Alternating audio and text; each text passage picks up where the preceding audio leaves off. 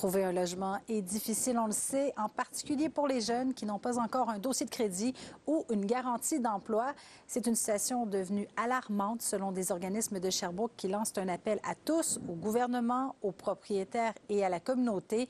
Heureusement, quelques solutions existent. Guylaine Charette fait le point.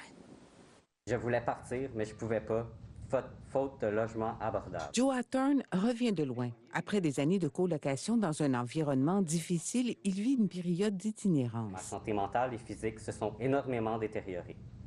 Et ce, jusqu'à ce que je fasse plusieurs crises suicidaires face au désespoir de ne pas m'en sortir. Il trouve finalement un logement financé en partie grâce au programme de supplément au loyer, mais il est loin et isolé.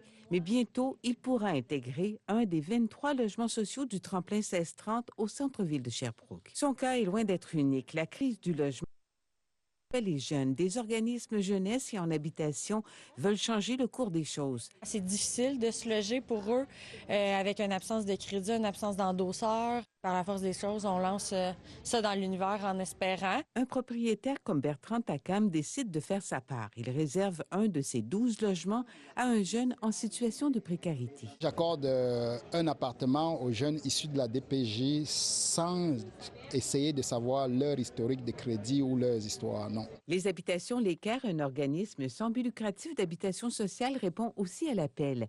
19 des 57 studios qui sont actuellement aménagés dans un ancien immeuble de chambres sur la rue Jean-Maurice seront destinés à des jeunes qui sont sur les listes d'attente pour un logement au tremplin 1630 ou encore à l'auberge Source Soleil. J'avais vraiment le souci d'avoir un étage pour le tremplin et la Source Soleil. Elle a généreusement accepté, fait que ça a permis que tout ça, puis on a reçu un financement fédéral qui nous donne l'opportunité de pouvoir offrir le soutien communautaire, d'avoir des intervenants là-bas directement sur place. Ça ne réglera pas la crise du logement, évidemment, mais 19 studios de plus pour les jeunes, c'est 19 de jeunes en moins dans la rue ou dans des situations de précarité. Des pas dans la bonne direction, mais la route est encore longue avant de juguler la crise. Ça prendra du cœur.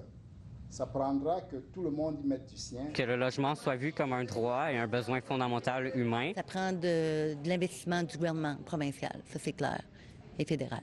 Ça, on s'en sortira pas. En attendant, le travail se poursuit aux Habitations L'Équerre. À ces 300 logements sociaux s'ajouteront cette année 171 unités, dont les studios de la rue Jean-Maurice, qui seront prêts en août.